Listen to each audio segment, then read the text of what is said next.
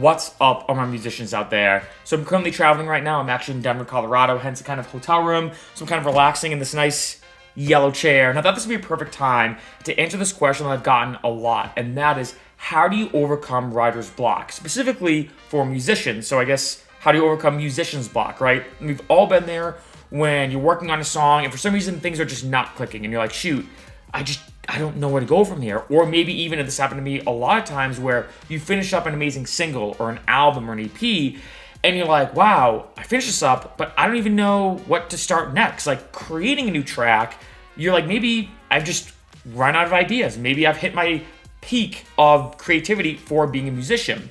So in this video, I'm gonna give you 5 unique tips and tricks to overcome writer's block. Number 1, use a new plugin or sample. So obviously on this channel, I have an entire series called the free VST Plugins Detective, where I review, test out, and demonstrate various VSTs. So this is honestly my personal favorite way to overcome writer's block. I find that if you've been using the same samples and the same plugins for a while, after a while, you just get used to the exact sound of them, the way that you use them. It becomes kind of like second nature, and in some ways that's good, but in other ways, it can kind of remove that kind of creativity that you're like, shoot, I already know how this plugin's gonna sound.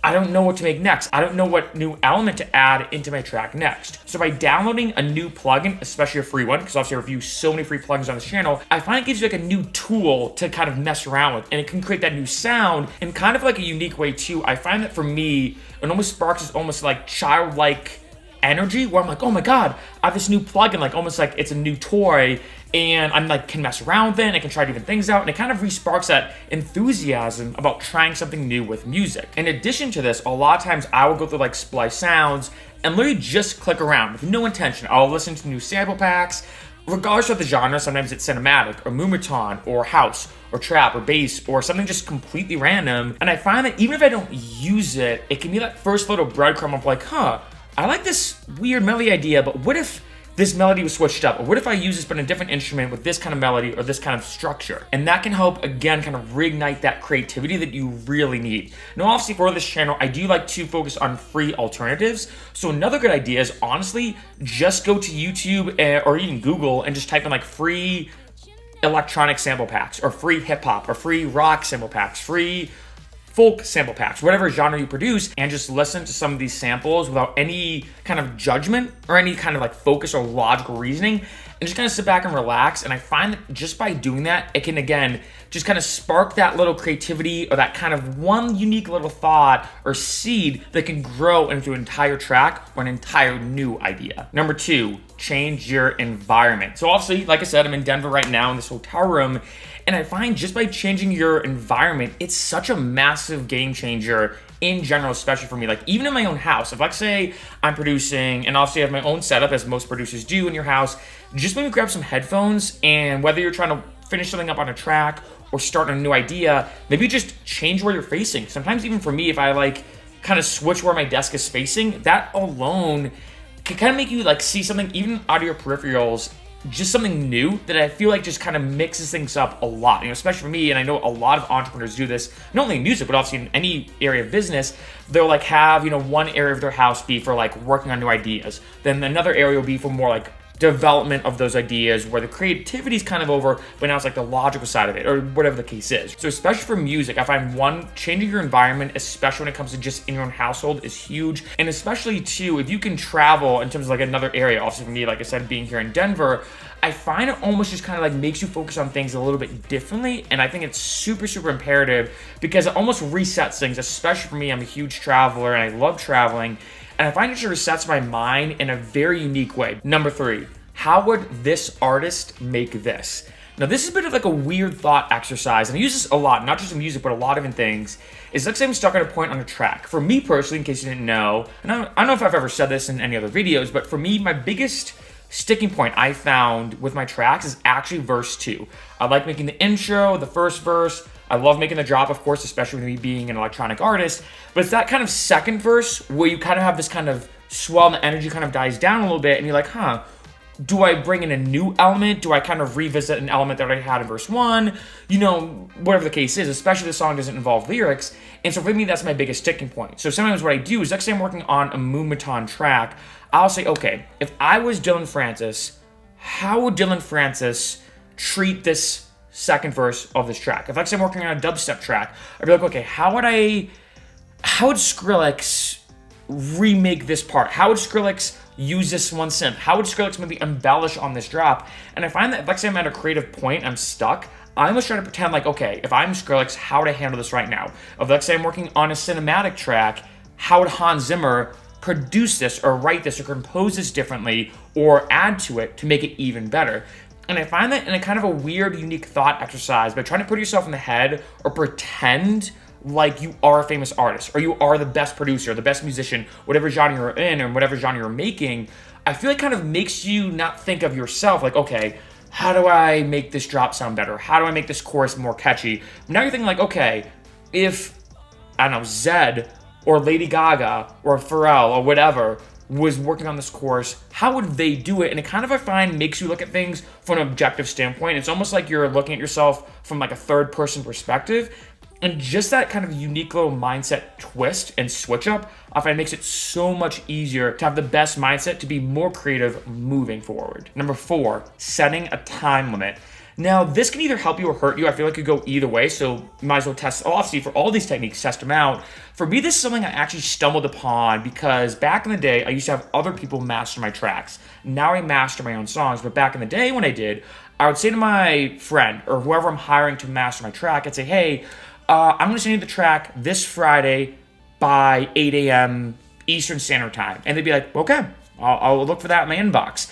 And in a kind of unique way, I'd be like, shoot, if I'm stuck at a creative point, like say on a Wednesday or Thursday, and the clock's ticking, I don't know what it is, but almost having that kind of deadline helps me actually work faster. This is something I actually remember hearing about from Neil Strauss, who's like I think it's like 9 or 10 time New York bestselling author. He actually said he personally did not believe in writer's block. He thought there's no such thing as it. It's all kind of in your head.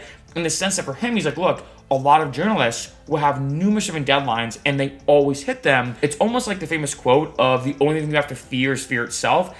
In an interesting sense, I feel like that when it comes to writer's block, it's almost the idea of writer's block that you have to fear more than writer's block itself. Because I personally agree with Neil Strauss, where I think it's more of the idea of writer's block that a lot of artists and writers and people, just creative individuals in general, look at writer's block as like, shoot, I'm gonna hit it at some point, and you almost kind of like expect it, like it has to happen. But for me, I very rarely have like a writer's block issue, and if I do, I just find a way to power through it. And for this one, for having a time limit, it really does help. Now, obviously now, like I said, I master my own tracks, but I will still kind of give myself some own kind of unique self-imposed deadline. Like, okay, I want to send this track or release this track or put it on DistroKid this Friday. Because if I put it on DistroKid on Friday, by the time that DistroKid has the song processed and it goes to all the stores, it'll be on Spotify on Tuesday or Wednesday of the next week. So then I'll be like, okay, what if I tell my friends, like, hey, I'm releasing this new world music song. It'll be on Spotify on Wednesday, so I'll send you the link. And they'll be like, okay.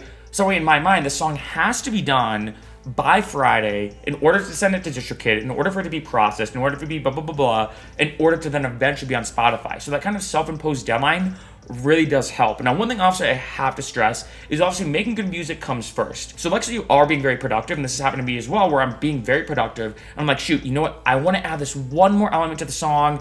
I know I'm going to go over my deadline, but it's not because I'm being lazy or procrastinating. It's because I'm actually making the song sound even better than I could have imagined. So I will give myself some type of leeway on the deadline if it makes sense. Number 5, come back to it. Being honest, this one's kind of all over the place for me. I find it really depends on how I do this. I know this is a bit vague, but essentially sometimes I'm like, you know what? I'm just going to stop working on the song. I'll either maybe work on a different song. Maybe I'll do a workout and do something to completely clear my head. Maybe sometimes I'll take a day break or a week break and then jump back to it. So this one I kind of mix up a lot. Personally, I've always found that I don't want to take too much of a big break from a song. If I'm working on a song or an album or an EP, I find that if I take maybe even longer than sometimes a few days of a break, I actually kind of lose that creative focus. So I find that sometimes when it comes to taking a break, and this is a big technique, I'll kind of say to myself like, okay, there's no way I'm going to progress any further at this point. I'm just beating my head against a wall, trying to figure this one part out.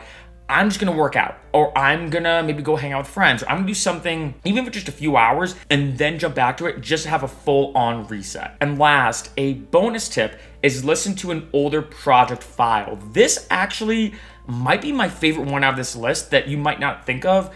And I feel like a lot of musicians are like this, when sometimes you look back on your older songs, and you're like, wow, how did I even make this? It's almost like in a funny way that you look back and you're impressed with your past self of how you're able to make this one part in this song or make this entire song in general. So one thing I'll do sometimes is actually pull up my older Ableton project files, and I want to stress, not the songs themselves, but the project files, so I can see how I did everything. And I think in kind of a unique way, a lot of times for any creative individual, you are very, in some ways, very self-motivating, but also self-deprecating, where sometimes you look at yourself and you're like, shoot, maybe I'm just done with music. Maybe I'm not a good musician. Maybe I suck. Maybe, all the good music I can make is all behind me. And I feel like it's very easy to get super hard on yourself and really bash yourself as a creative individual. So I find that for me in kind of a weird way, when I look back at my older project files, especially the ones that I'm very proud of, I'm like, wow, I am a good musician. Like, I did do this really well. Like, the way I produced this one aspect, or this way that I created this melody or composed it,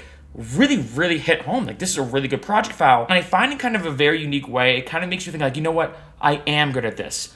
I got this. Like, I know what I'm doing. I've been producing for this long. I've been doing this for this amount of time. And I find, like, in a very odd perspective, it allows you to kind of get that self-confidence back, where you're like, okay, I am a good musician. I'm not going to beat myself up. Let's go back to this new song. I got my confidence back a little bit, and let's make the song sound incredible.